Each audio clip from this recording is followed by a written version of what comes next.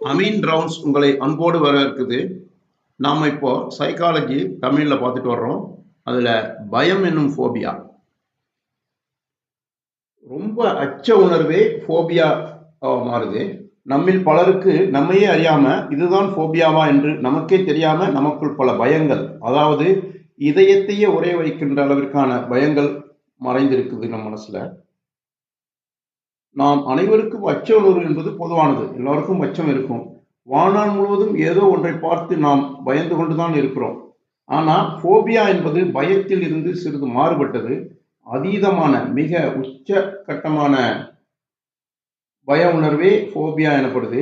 நம்மில் பலருக்கு நம்மையே அறியாம இதுதான் ஃபோபியாவா என்று நமக்கே தெரியாம நமக்குள் பல பயங்கள், அதாவது இதயத்தையே உறைய வைக்கின்ற அளவிற்கான பயங்கள் மறைந்து கிடக்குது. நாம இப்போ ஃபோபியா பத்தி உதாரணத்தோட பார்க்கலாம் நம்ம. ஒரு சமயம் ஒரு நண்பர் தன் நண்பரை பார்க்க வீட்டுக்கு போனாரு. புதிதாக வந்த நண்பராகையால வெளித்திண்ணையில் அமர்ந்து உரையாடி கொண்டிருந்தாங்க. சந்தித்து பல ஆண்டுகளாகிவிட்டபடியால அவர் குதூகலத்தோடு தமது வாழ்க்கையை பற்றி சொல்லிக் கொண்டிருந்தார். அவர் முகத்திலே மகிழ்ச்சி பொங்கிக் கொண்டிருந்தது. அது மழைக்காலம். வானத்தில் போர்வையிட்டது போல கருமேகம் சூழ்ந்திருந்துச்சு.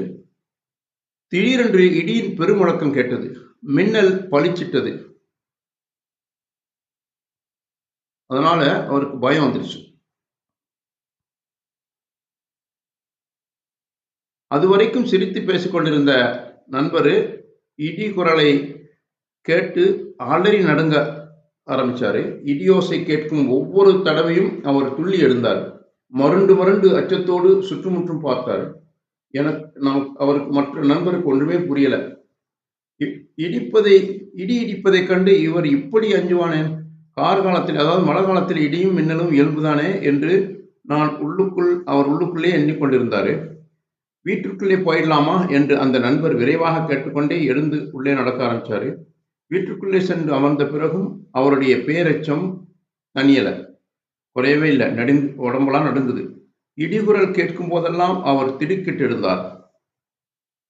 மழைக்காலத்துல எங்க ஊர்ல இப்படி இடி இடிப்பதுண்டு. ஆனா எங்கேயாவது இடி விழுந்ததாக பார்க்கவே இல்லைனா, சும்மா வெறும் முழக்கமும் தான் இருக்கும், பெருஞ்சத்தம் தான் இருக்கும் என்று மெதுவாக அவர் சொல்ல ஆரம்பிச்சார். என் பேச்சு அவருடைய உள்ளத்திலே அமைதியை உண்டாக்கல. வீண் அச்சம் கொண்டு அவர் தொல்லைப்பட்டு கொண்டிருந்தாரு. எனக்கென்னவோ இடி இடிப்பதை கேட்டால் ஒரே பயமாக இருக்குது என்று அவர் நெற்றி வேர்வையை துடைத்துக் கொண்டே கூறினாரு. அந்த அச்சத்திற்கு அவரால் ஒரு காரணமும் கூற முடியல. என்னவோ அச்சமாக இருக்குது, என்னால சொல்ல முடியல என்று சொல்லிக்கொண்டே சுருண்டு படுத்துக் கொண்டாரு. விரிப்பை எடுத்து நன்றாக போர்த்தி கொண்டாரு. இப்படி எடுத்து போர்த்தி கொண்டால் இடி விழாதோ என்று கேலியாக கேட்டாரு மற்றவர். அவர் பதில் பேசல. இவரைப் போல வீண் அச்சம் கொள்கிறவர்கள் பலர் உண்டு. சிலருக்கு பூனையை கண்டா பயம், நாயை கண்டா பயம், சிலருக்கு இருட்டை கண்டால் ஒரே நடுக்கம், கோழியை கண்டு கூட சிலர் அலறி ஓடுவாங்க. ஏன் அவ்வாறு அச்சம் கொள்கிறாங்க என்று கேட்டால காரணம் அவர்களுக்கு தெரியாது. சொல்ல முடியாத பேரச்சம் ஏனோ உண்டாவது. சிங்கத்தையோ புலியையோ கண்டா, பாம்பையோ கண்டா பொதுவாக அனைவருக்கும் அச்சம் உண்டாகத்தான் செய்யும். அவை கொடியவை என்ற காரணத்தினால அஞ்சுறோம். அதை நாம் புரிந்து கொள்ள முடியுது. ஏன்னா அது கொடிய மிருகம், நம்மளை தாக்கிடுங்கிற பயம் இருக்கும். இது நார்மல். அது தற்காப்பு உணர்ச்சியால பிறக்குது. ஆனா கோழியை கண்டா கூட பயமா? மின்னலை கண்டாலும் உண்டாகிற அச்சம்தான்.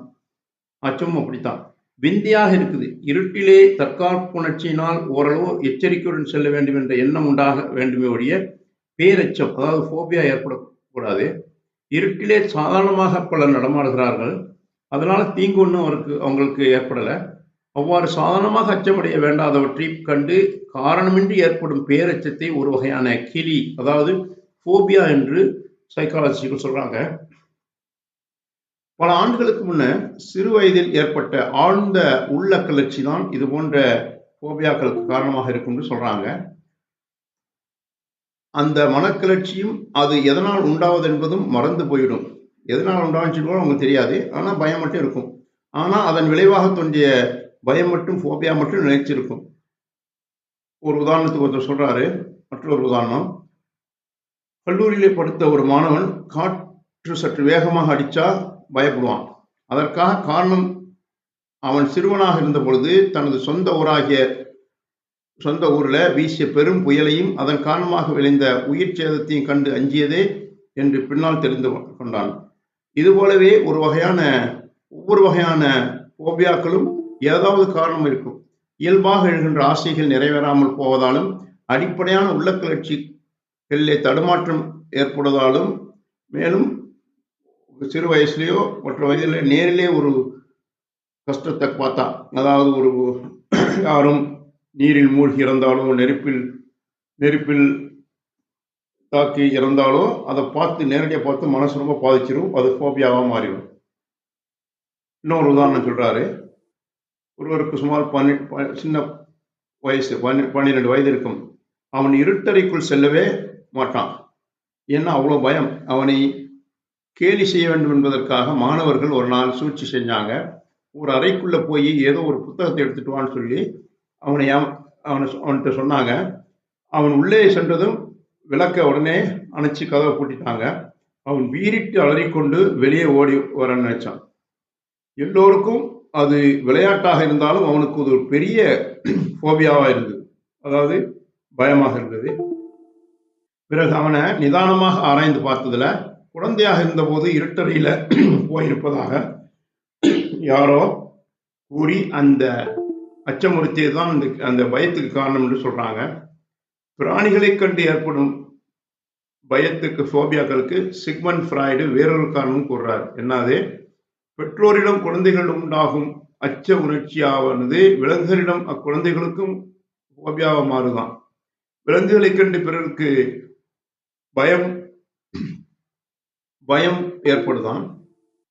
பலவற்றை ஆராய்ந்த போது அவை பெற்றோரிடமுள்ள அச்சத்தால் பிறந்தவை என தெரிய வந்தது என அவர் கூறுறார். பொதுவாக பார்க்கும்போது அனுபவத்திற்கும் ஏற்றவாறு பல வகையான பயங்கள் பிறக்கின்றன. அதாவது போபியாக்கள் வருது. மூடப்பட்டுள்ள இடத்தை கண்டு பயம், திறந்த வெளியில் பயம், செங்குத்தான இடத்தை பார்த்தா பயம். மலை உச்சியிலிருந்து கீழே பார்த்தா எல்லோருக்கும் பயம் இருக்கும். இது போபியாவாக மாறும். நெருப்பை கண்டால் பயம், இருட்டை கண்டால் பயம், தூசுப்பட்டு நோய் பிடிக்கும் என பயம், பூனை கண்டால் பயம், நாயை கண்டால் பயம், எதை கண்டாலும் பயம். அது ரொம்ப அதிகமாக அவருக்கு போபியாவாக மாறும். பரபரப்பும் மனதிர்ச்சிகளும் நிறைந்த இக்கால வாழ்க்கையிலேயே பல வகைப்பட்ட போபியாக்களால் மக்கள் பீடிக்கப்பட்டிருக்கிறாங்க. அவ்வாறு போபியா பிடித்து இடர்படுவது முட்டாள்தனம் என்று கூறுவதாலும், அந்த பயத்துக்கு ஒரு காரணமும் இல்லை என்று எடுத்து காட்டுவதாலும் அதை போக்கிட முடியாது. சொன்னாலும் அவங்க கேட்க மாட்டாங்க. அது என்னதான் வழி? அதுக்கு இருட்டறையை கண்டு பயப்படுபவனை அதற்குள்ளேயே வலுக்கட்டாயமாக இழுக்கச் செய்து அதில் ஒரு தீங்கும் இல்லை என காண்பித்து அந்த பயத்தை போக்கலாம் என சிலர் நினைக்கிறாங்க. அவ்வாறு செய்வதால் அந்த பயம் போவாதாம். அதுக்கு என்னதான் வழி? அந்த பயத்தை போக்குவதற்கு ஒரே ஒரு வழிதான் உண்டு என்கிறாங்க. பொதுவாக பயம் பிடிப்பதற்கு இளமையிலேயே நடந்த ஏதாவது ஒரு நிகழ்ச்சியோ அனுபவமோ காரணமாகத்தான் இருக்கும் என்று ஏற்கனவே பார்த்தோம். அந்த நிகழ்ச்சியையும் நிலைமையையும் அனுபவத்தையும் மறுபடியும் நினைவில் அவருக்கு கொண்டு வரும்படி செய்யணும். அவர்கிட்டயே கேட்கணும். அவர் சிரிச்சு அவர் என்ன சொல்றாருன்னு கொஞ்சம் கொஞ்சமா அவருடைய விஷயத்தை வெளிக்கொணரும். மறைமனத்தில், அதாவது உள் மனசிலே அழுந்தி கிடக்கும் அனுபவம் வாய்ந்த சைக்காட்ரிஸ்டின் உதவியால அவற்றை நனவு மனத்திற்கு கொண்டு வரணும். வெளி மனத்துக்கு கொண்டு வந்து அவரை ஃப்ரீயா பேச சொல்லணும். அவ்வாறு கொண்டு வந்து அன்று அடைந்த உள்ள கிளர்ச்சி திரும்பவும் உணரும்படி செய்துவிட்டால் அந்த போபியா தானா போயிடுங்கிறாங்க. அதாவது என்ன செய்யணும்னா, அவர் போபியா தாக்கப்பட்டவரை கூப்பிட்டு எதனால ஏற்பட்டுச்சு என்று அவரை மெதுவா கேள்விகள் கேட்டு கொஞ்சம் கொஞ்சமா கேள்வி கேட்டு அவர் உண்மையிலே எதனால ஆரம்பத்தில் பயந்தாருங்கிற காரணத்தை கொஞ்சமா கேட்டு அதை அவருக்கு புரிய வச்சா போபியா போயிடும்னு சைக்காட்ரிகள் சொல்றாங்க. இது ஒரு நல்ல வழிதான். மருந்து மாத்திரைகள்லாம் தேவையில்லை. அவர்கிட்ட நல்லா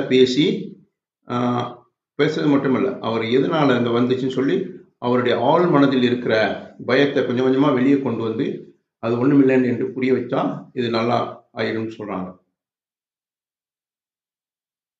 பொதுவாக அது ஒரு ஆழ்ந்த உள்ள கிளர்ச்சியால் உண்டாகிறது. எது ஃபோபியாங்கிறது ஆழ்ந்த உள்ள கிளர்ச்சியால் உண்டாகுது. அதை மெதுவாக போக்கிடலான்னு சைக்காட்ரிஸ்ட் சொல்கிறாங்க. தேங்க்ஸ் ஃபார் வாட்சிங். Please subscribe our YouTube channel.